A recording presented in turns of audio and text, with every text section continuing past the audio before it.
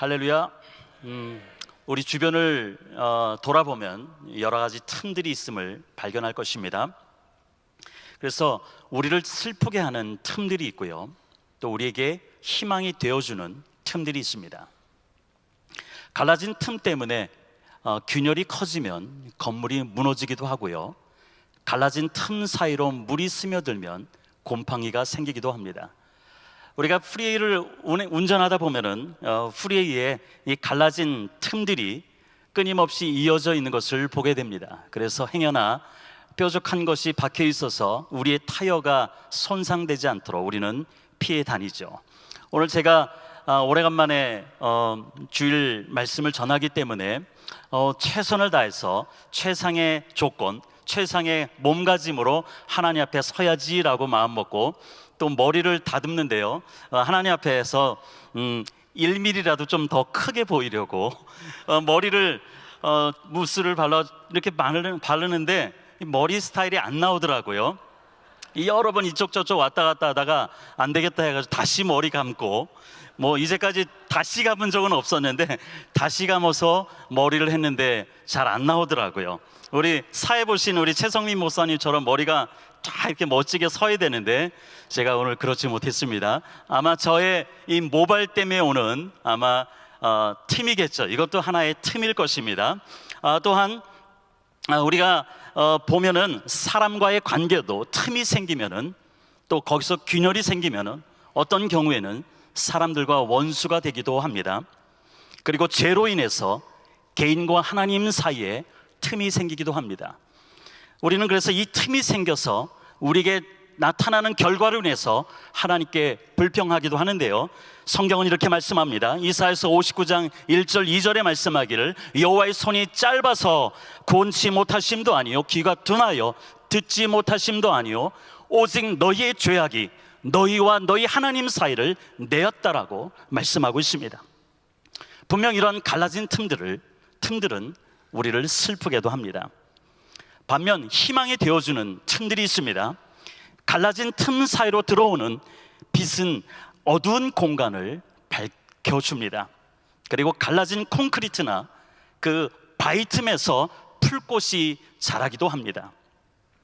무너져 내린 인생의 틈 사이에서 신음하는 사람들 가운데 어떤 사람이 손을 내밀어 준다면은 어떤 사람에게는 그것이 희망이 되기도 합니다. 오늘 우리 찬양팀이 불러주셨던 그 찬양 가운데 우리의 인생이 때로는 사망의 음침한 골짜기로 다닐 때가 있습니다. 이것은 인생의 우리의 무너져 내린 틈과 같은 것입니다. 그러나 우리 주님께서는 저와 여러분과 함께 계셔서 우리로 하여금 그러한 틈 사이에서도 사망의 음침한 골짜기에 있다 할지라도 하나님은 저와 여러분을 푸른 초장에 눕게 하시며 쉴만한 물가로 인도하여 주시는 줄 믿으시길 바랍니다. 인생의 틈 사이에서 이처럼 하나님을 찾는 자들, 하나님을 구하는 자들 가운데 우리 하나님은 임하신다라고 말씀하고 있습니다. 호세아 6장 3절에 그러므로 우리가 여호와를 알자, 힘써 여호와를 알자, 그의 나오심은 새벽 빛같이 일정하니 비와 같이 땅을 적시는 늦은 비와 같이 우리에게 임하시느니라 라고 말씀하고 있습니다. 이러한 갈라진 틈들은 분명 저와 여러분을 다시 일어서게 하는 희망의 통로가 될 수 있다라고 하는 것입니다. 오늘 여러분에게는 어떠한 갈라진 틈이 있나요? 갈라진 틈 사이에서 슬퍼하며 절망하는 분도 이 가운데 있을 것입니다. 또한 절망의 틈 사이에서 희망을 갖게 된 분도 있을 것입니다. 여러분이 기억하셨으면 좋겠습니다. 언제나 하나님은 우리와 함께 계십니다. 나를 회복시키기 위해서 잠잠하지 않으시고 쉬지 않고 일하시는 분입니다. 이사야서 62장 1절에 말씀합니다. 시온을 위하여 잠잠하지 아니하며 예루살렘을 위하여 쉬지 않을 것이다 라고 말씀하고 있습니다. 지금 절망의 틈 사이에서 혹 여러분 계신가요? 기억하시길 바랍니다. 빛은 갈라진 틈으로만 들어옵니다. 그 틈 사이로 우리 하나님, 나와 함께 계신 하나님, 잠잠하지 않으시는, 쉬지 않고 일하시는 그 하나님이 오늘 저와 여러분 가운데 은혜의 해를 비춰주실 것입니다. 존귀한 사명자 여러분, 지금 여러분이 이 앉아있는 자리, 지금 여러분이 앉아있는 이 자리는 하나님이 부르셔서 앉게 하신 자리입니다. 사명을 감당하는 자리인 것입니다. 로마서 12장 2절의 말씀처럼 이 세대를 본받지 말고 오직 마음을 새롭게 하여 변화를 받는 자리가 바로 오늘 여러분의 자리인 것입니다. 하나님의 선하시고 기뻐하시고 온전한 뜻이 무엇인지 분별하는 자리, 바로 오늘 여러분의 자리인 것입니다. 하나님의 부르심과 택하심을 더욱 힘써서 굳게 하는 자리가 오늘 우리의 자리라고 하는 것입니다. 하나님의 부르심과 그 택하심을 더욱 힘써 굳게 할 때 우리는 이 땅에서 결코 실족하지 않을 것입니다. 무너져 내린 인생의 그 틈 사이에서 우리는 다시 일어설 것입니다. 그리고 마침내 하나님의 그 영원한 나라에 넉넉하게 들어가는 축복이 저와 여러분 가운데 나타날 줄로 믿습니다. 그래서 베드로후서 1장 10절과 11절은 말씀합니다. 그러므로 형제들아 더욱 힘써 너희 부르심과 택하심을 굳게 하라. 너희가 이것을 행한즉 언제든지 실족하지 아니하리라. 이같이 하면 우리 주 곧 구주 예수 그리스도의 영원한 나라에 들어감을 넉넉히 너희에게 주시리라. 여러분, 요즘은 여러분 바이블 타임에 민수기를 묵상하실 것입니다. 이 바이블 타임에 이 민수기를 묵상하면서 깨닫는 것이 있습니다. 그것은 바로 가나안 땅을 향해 나아가는데 원칙이 있습니다. 성막을 중심으로 행진할 때나 행진을 멈추고 머무를 때나 각 지파마다 서야 될 자리가 있다라고 하는 것입니다. 민수기 2장 34절에 이스라엘 자손이 여호와께서 모세에게 명하신 대로 다 준행하여 각기 가족과 종족을 따르며 그 길을 따라 진치기도 하며 진행하기도 하였더라 말씀하고 있습니다. 하나님은 저와 여러분의 삶의 자리를 지정해 주십니다. 하나님께서 우리의 삶의 자리를 지정해 주시기 때문에 그 삶의 자리에서 맡겨진 사명을 감당해 나가는 사람을 하나님께서는 오늘도 찾고 계시고 그러한 자들을 기뻐하십니다. 민수기는 지시한 그 삶의 자리에서 순종하는 것이 광야 생활의 승리의 원리라고 하는 것을 우리에게 가르쳐주고 있습니다. 여러분은 그것을 민수기를 통해서 발견하고 있을 것입니다. 그리고 마침내 순종하여 준비된 백성만이 가나안의 주인공이 된 것을 우리는 성경을 통해서 볼 수 있습니다. 민수기 14장 22절과 23절에서 하나님의 그 계획에 대적한 사람들이 나옵니다. 바로 이러한 대적한 사람들, 즉 애굽과 광야에서 하나님의 그 이적을 보고도 하나님을 시험하고 순종하지 않았던 출애굽의 1세대 사람들, 여호수아와 갈렙 외에는 약속된 가나안 땅에 들어가지 못했다라고 하는 것을 우리는 볼 것입니다. 그리고 지난주 금요일 날 여러분이 민수기 20장을 묵상했을 것입니다. 모세는 어떤가요? 하나님을 믿지 않았고 많은 사람들 앞에서 하나님의 거룩하심을 보지 못했다라고 책망받은 이 모세에게도 가나안 땅은 허락되지 않았습니다. 오늘 여러분의 자리는 분명 하나님이 주신 축복의 자리입니다. 사명자의 자리입니다. 하나님이 생명을 주시고 불러주신 목적을 알고 오늘을 살아가는 성도들을 통해서 또한 그러한 성도들만이 다시 오시는 그 예수님의 길을 준비하는 주인공이 될 것입니다. 존귀한 성도 여러분, 저와 여러분이 다시 오실 그 주님의 길을 예비하는 그 주인공들이 다 되시기를 주님의 이름으로 축원드립니다. 주님이 다시 오실 때까지 여러분에게 주어진 이 자리, 축복의 자리, 사명자의 자리, 누구에게도 어느 곳에서든 빼앗기지 않게 되시기를 주님의 이름으로 축원드립니다. 오늘 읽은 본문 말씀에서 예수님은 자신의 삶의 목적이 무엇인지를 분명하게 말씀하십니다. 그리고 자신의 사명이 어떤 것인지를 예수님은 오늘 말씀을 통해서 선포하고 있습니다. 오늘 본문은 광야에서 예수님께서 시험을 받으시는 이야기 그 다음에 이어져서 나온 말씀입니다.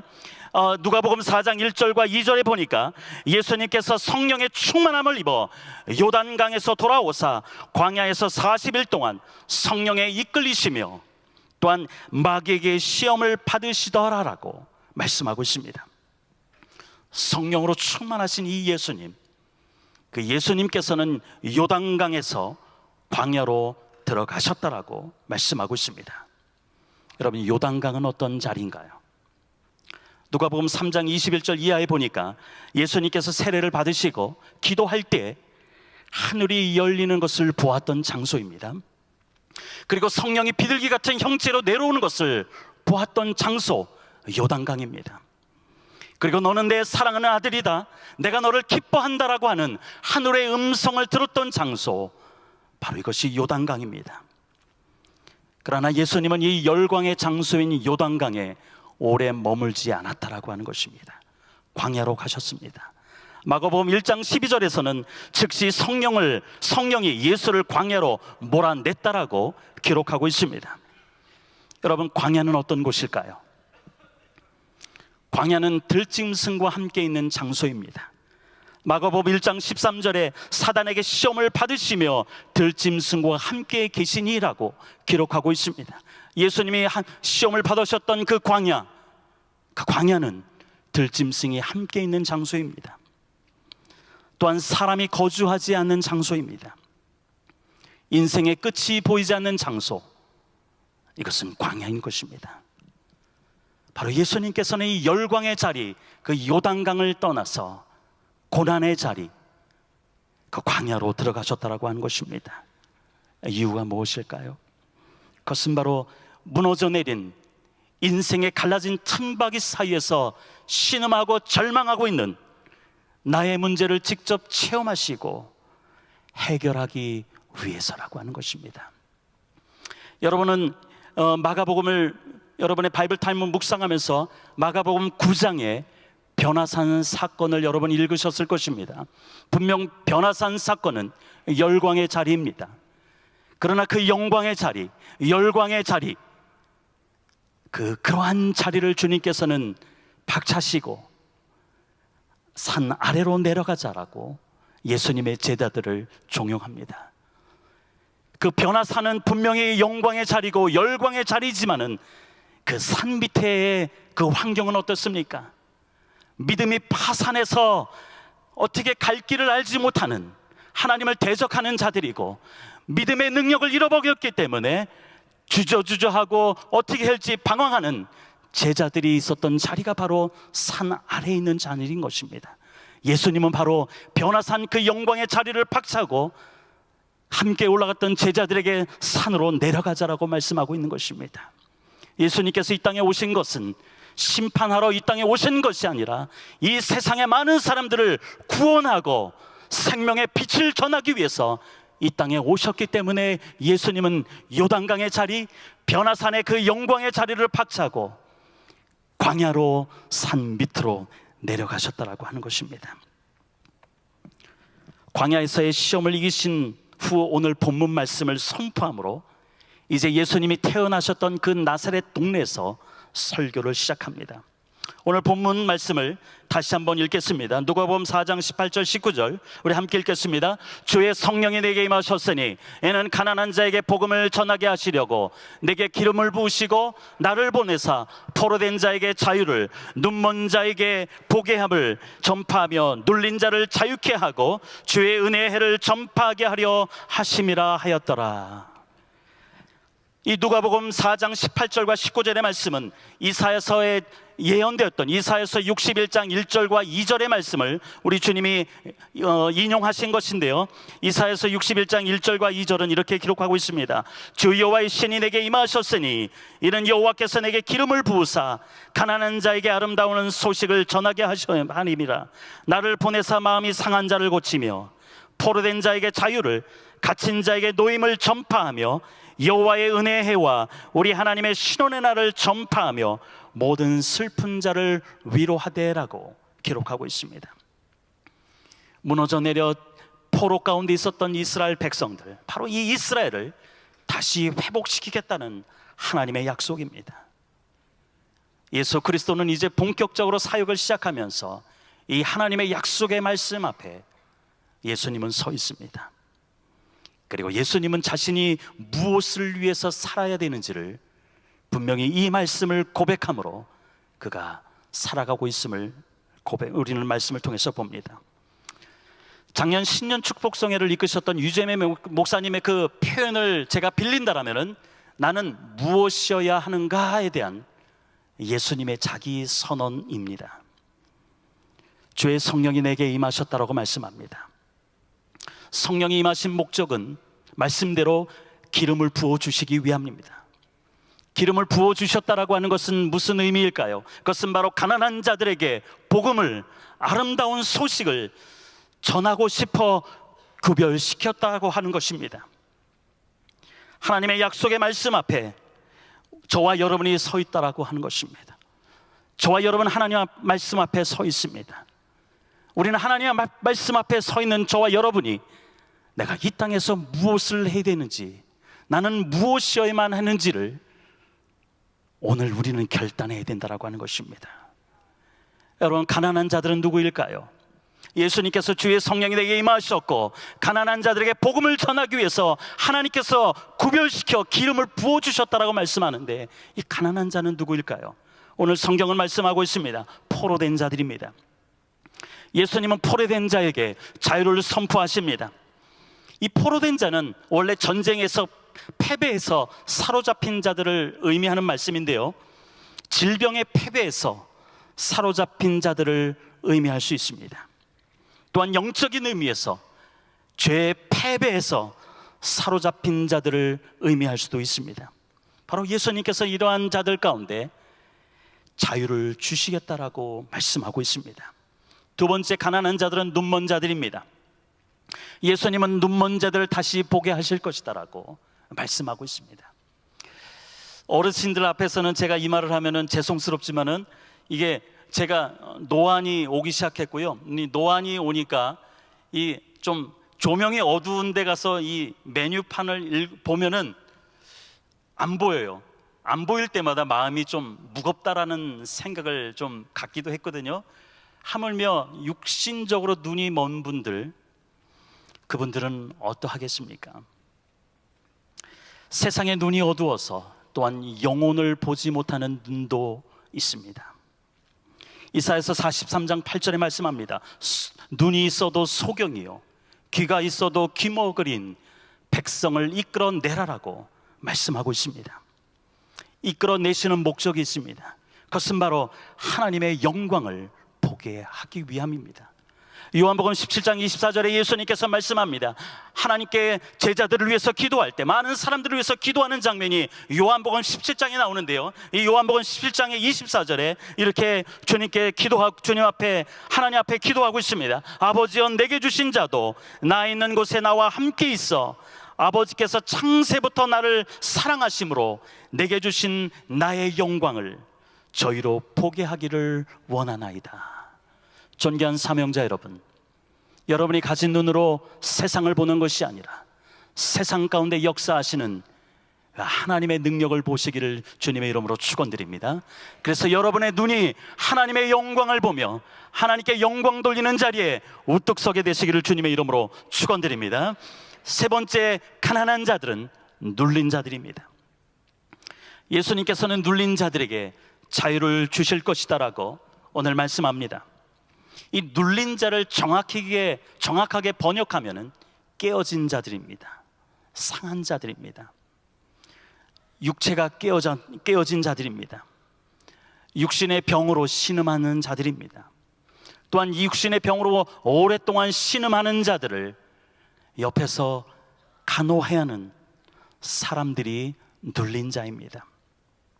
한국에 계시는 저희 어머니를 포함해서 이 땅에 치매에 걸려 있는, 그래서 자식들조차 알지 못하는 자들이나 또한 옆에서 돌봐야 되는 많은 사람들, 바로 이러한 사람들은 분명 눌린 자입니다. 혹 여러분이 대학에 다니는 자녀들이 있을 것입니다. 대학에 다니는 자녀들이 전공을 무엇으로 할지 고민하고 있다라면 그들 역시 눌린 자입니다. 인생의 목적, 삶의 목적, 삶의 방향을 잃어버렸다라면 분명 우리는 눌린 자입니다.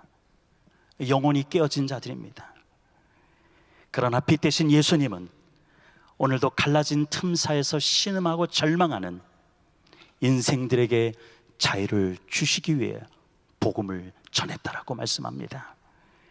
여호와의 은혜의 해를 비추어 주십니다. 오늘도 저와 여러분 가운데 하나님께서는 은혜의 해를 비춰 주십니다. 갈라진 틈 사이로 흘러들어오는 그 은혜의 해 아래서 포로된 자가 자유를 얻습니다. 눈먼 자가 다시 봅니다. 눌린 자가 자유를 얻게 될 것입니다. 우리가 어제 바이블 타임을 묵상한 분은 아실 것입니다. 누가복음 1장 45절의 말씀처럼 주께서 하신 말씀이 반드러 이루어지리라고 믿는 자에게 능하신 하나님이 오늘도 큰 일을 행하실 것입니다. 사명자 여러분, 오늘도 하나님께서 말씀하신 그 말씀은 그대로 이루어진다라고 하는 그 분명한 확신 가운데 있는 자들, 하나님은 큰 일을 여러분을 통해서 행하실 것이고 여러분들이 하나님의 그 영광의 낯을 보게 될 것입니다. 오늘 주님께서 우리가 읽지는 않았지만 오늘 읽은 말씀 뒤에 보면은 누가복음 4장 21절에 예수님은 선포합니다. 하나님의 약속이 나를 통해 이루어졌다라고 선포합니다. 4장 21절에 이 글이 오늘날 너희 귀에 응하였느니라. 말씀을 듣는 여러분, 말씀의 선포가 여러분의 귀에 들려진 여러분, 하나님께서 여러분의 귀에 들려진 그 말씀은 그대로 응답되는 줄 믿으시길 바랍니다. 할렐루야. 신실하신 하나님의 약속은 그대로 이루어집니다. 하나님의 그 약속의 말씀을 붙잡고 오늘도 흔들림 없이 믿음으로 나가는 성도에게 하나님은 평강에 평강을 더해 주실 것이다라고 말씀하고 있습니다. 이사야서 26장 3절에 말씀합니다. 우리 함께 읽겠습니다. 주께서 심지가 견고한 자를 평강에 평강으로 지키시리니 이는 그가 주를 의뢰함이니이다. 아멘. 그런데 예수님의 그 신실하신 말씀을 붙잡지 못한 사람들이 있더라고요. 하나님의 가르침의 말씀을 붙잡지 못했던 예수님의 동네 사람들, 그 나사렛 사람들, 그들의 반응은 어떤가요? 누가복음 4장 22절 이하를 보면 예수님께서는 성령이 내게 임하셨다라고 선포하는데 나사렛 동네 사람들은 이렇게 얘기합니다. 이가 요셉의 아들이 아니냐라고 반문합니다. 즉 이 말은 목수의 아들로 내가 알고 있는데 개천에서 용났다라고 하는 아마 그들의 표현일 것입니다.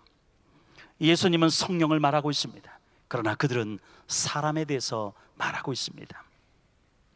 예수님께서는 갈라진 틈에서 고통받는 인생들, 즉 포로되고 눈멀고 눌린 가난한 인생들에게 자유를 주시겠다라고 선포하는데 유대인들은 어떻게 표현합니까? 누가복음 4장 23절에 보니까 의원아 너를 고치라 라고 하는 표현으로 조롱 섞일 말을 하고 있습니다.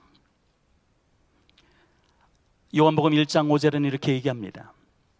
말씀대로 요한 1장 5절에 어둠에 사는 인생들에게 예수님은 빛으로 오셨지만 어둠이 깨닫지 못했다라고 말씀합니다. 요한복음 1장 10절에는 세상이 예수를 알지 못했다라고 기록하고 있습니다. 그리고 요한복음 1장 11절에는 자기 백성이 예수를 영접하지 않았다라고 말씀하고 있습니다. 이렇듯 예수님을 깨닫지도 못하고 알지도 못하니까 사람들은 어떻게 반응할까요? 예수님을 배척한다라고 하는 것입니다. 누가복음 4장 28절에 회당에 있는 사람들이 분노로 가득 찼다라고 기록하고 있습니다. 그리고 예수님을 동네 밖으로 쫓아냅니다. 그리고 결국 예수님을 낭떠러지에서 밀어 떨어뜨리려고 죽이려고 그들은 반응하고 있음을 우리는 누가복음 4장 28절과 29절의 말씀을 통해서 볼 수 있습니다. 저와 여러분은 서두에서 말씀드렸듯이 하나님께서 부르셔서 지금 이 자리에 앉아 있습니다. 이 자리는 축복의 자리고 사명자의 자리입니다. 하나님 앞에 그 하나님의 부르심 앞에 서 있는 저와 여러분의 반응은 어떠해야 될까요? 주님이 다시 오실 길을 예비하는 내가 감당해야 될 그 사명은 무엇인가요?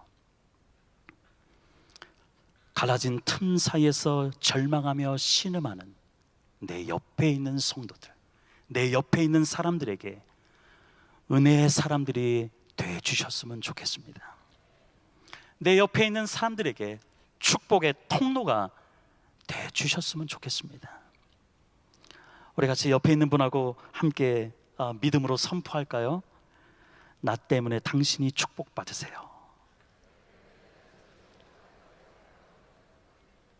아멘. 나 때문에 옆에 있는 사람이 정말로 축복받아야 됩니다. 그 축복의 거친 돌이 아니라 축복의 디딤돌로 저와 여러분이 서야 될 줄로 믿습니다.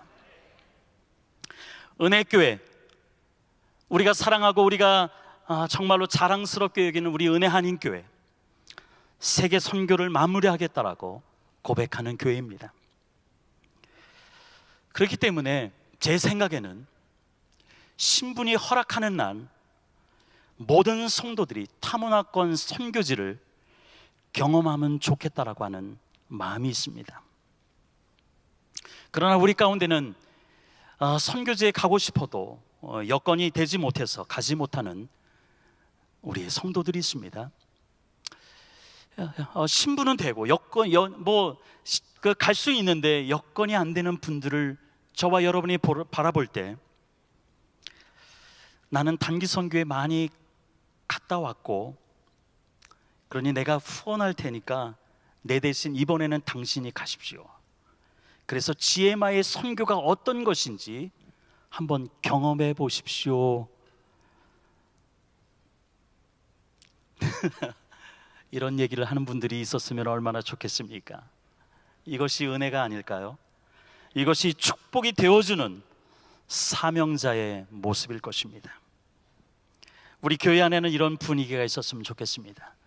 그래서 나만 많이 다니면서 선교지에서 마음껏 쓰임받는 것도 좋지만은 우리는 선교하는 교회고 GMI의 선교가 어떤 것인지 하나님 앞에 결단을 나가는 그것이 얼마나 가치 있고 위대한지를 경험하는 일에 우리 모두가 다 경험했으면 좋겠습니다. 교회의 은혜가 없다면 세상의 희망이 될 수 없습니다. 성도에게 은혜가 떠나면 껍데기 신자입니다. 짝퉁입니다. 필립 얀시의 놀라운 하나님의 은혜라는 책이 있습니다. 이 책의 주제는 은혜입니다. 웬만한 일에는 세상도 교회 못지 않습니다. 그리고 교회보다 나은 것이 현실입니다. 그러나 이 저자는 세상은 은혜를 베풀 수 없다라고 단언합니다. 은혜는 바로 교회가 맡아야 될 사명이라고 말합니다. 세상에 줄 수 없는 그 은혜 때문에, 그 갈급함 때문에 세상 사람들은 교회를 찾아옵니다. 하나님의 은혜는 예수 그리스도를 통해서 우리에게 내려왔습니다. 하늘 영광 버리고 이 땅의 가장 낮은 자리, 십자가의 자리로 예수님께서 내려오셨습니다. 빌립보서 2장 6절과 8절은 말씀합니다. 그는 근본 하나님의 본체시나 하나님과 동등됨을 취할 것으로 여기지 아니하시고 오히려 자기를 비워 종의 형체를 가져 사람과 같이 되었고 사람의 모양으로 나타내셨음에 자기를 낮추시고 죽기까지 복종하셨으니 곧 십자가에 죽으심이라. 우리 주님께서도 제자들이 명예와 권력을 꿈꿀 때마다 가장 큰 자는 곧 섬기는 자임을 예수님은 일깨워 주셨습니다. 마태복음 23장 11절에도 제자들에게 얘들아 너희가 큰 자가 되고 싶으냐? 큰 자가 되고 싶으면 너희는 섬기는 자가 되라라고 말씀하고 있습니다. 명예와 권력의 사다리는 위로 올라갑니다. 그러나 은혜의 사다리는 아래로 임하는 것입니다. 하나님의 은혜가 내게만 머물러서는 결코 안 됩니다. 내게 멈추어 고이기 시작하면 분명 썩을 것입니다. 세상이 줄 수 없는 하나님의 은혜, 그것을 여러분을 통해서 세상으로 내 옆에 있는 성도들에게 흘려 보내시길 바랍니다. 사랑하는 성도 여러분, 축복의 통로가 되어주는 이 놀라우신 축복의 사람이 되시기를 주님의 이름으로 축원드립니다. 여러분, 루이비통 핸드백 이것은 한국에서 3초 백이라고 말한다고 합니다. 그것은 바로 길에 나서면은 3초마다 볼 수 있기 때문에 이 루이비통 핸드백을 얘기할 때 3초 백이라고 말한다고 합니다. 이것은 진화된 짝퉁들이 많아서 진품과 식별이 어렵기 때문에, 또한 복제품이 많기 때문에 그런 얘기가 있다라고 합니다. 한국이나 미국의 교인들이 감수하고 있다고 합니다. 소위 가나안 교인들의 수가 증가하는 추세라고 합니다. 이 가나안 교회가 뭐야? 라고 할 수 있지만, 이 가나안 교회, 이 가나안이라고 하는 단어를 거꾸로 하면은 안나가입니다. 즉 그리스도인이지만 제도적인 교회, 안나가 바로 이것을 가나안 교인이라고 합니다. 이들은 교회에 오지 않고 공원이나 집에서 모여서 예배를 드리는 그러한 형태의 교인들을 가나안 교인이라고 합니다. 그러니까 요즘은 이런 가나안 교인들이 너무나도 많아지고 있고, 그렇기 때문에 또 어떤 논문을 쓸 때 하나의 주제로 논문을 쓰는 사람도 있다고 합니다. 그럴 리야 없겠지만, 우리 은혜 교인들은 그럴 리야 없겠지만, 무슨 핸드백처럼 짝퉁 신자, 짝퉁 리더자에 질린 결과가 아닐까 하는 염려도 있습니다. 저와 여러분은 구별하기 어려운 진화된 짝퉁 신자가 되어서는 절대 안 됩니다. 하나님은 우리 은혜 한인교회와 성전된 우리에게 성령을 부어주셨습니다.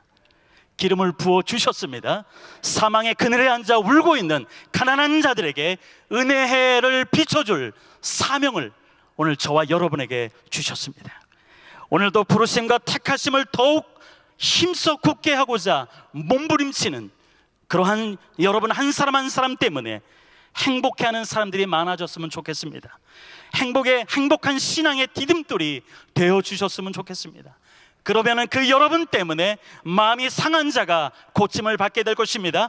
포로된 자가 자유함을 얻게 될 것입니다. 갇힌 자가 노임을 받게 될 것입니다. 눈먼 자가 다시 보게 될 것입니다. 눌린 자가 자유하게 될 것입니다. 슬픈 자에게 신원의 해같이 될 것입니다. 모든 것에는 틈이 있습니다. 틈이 있기 때문에 빛이 들어옵니다. 저와 여러분에게는 틈이 있습니다. 연약한 틈이 있습니다. 절망에 갈라진 틈이 있습니다. 이 틈으로 오늘도 하나님은 여지없이 은혜의 해를 비춰줄 것입니다. 오늘도 하나님의 선하신 능력 안에서 우리는 보호받고 있습니다. 하나님은 우리가 믿음으로 서는 날을 기다리고 계십니다. 우리의 매일매일 새로운 날에 우리 곁에 계십니다. 존귀한 사명자 여러분, 그리고 목자 수련회를 떠나는 성도 여러분, 갈라진 틈 사이에서 우리 성도들을 볼 때마다 또한 목자 수련회 가서 서로 축복이 되어주고요, 서로 보듬어주고요, 그래서 이렇게 서로 이야기합시다. 일어나 함께 가자. 우리 옆에 사람들한테 같이 얘기하죠. 일어나 함께 가자. 함께 가자. 이것이 오늘 저와 여러분 가운데 주어주시는 하나님의 사명인 줄 믿습니다. 오늘 저는 이 말씀 마치면서 함께 우리 찬양팀과 함께 찬양하기를 원합니다. 사망의 그늘에 앉아라고 하는 찬양인데요, 이 찬양 가운데 하나님께서 여러분의 심령을 움직여 주시고, 그래서 이제는 하나님의 은혜가 내게만 멈추는 것이 아니라 이제는 흘러 보내서 내 옆에 있는 사람의 희망이 되어주고 하나님의 능력이 되어주고 소망이 되어주는 저와 여러분의 삶이 되시기를 주님의 이름으로 축원드립니다.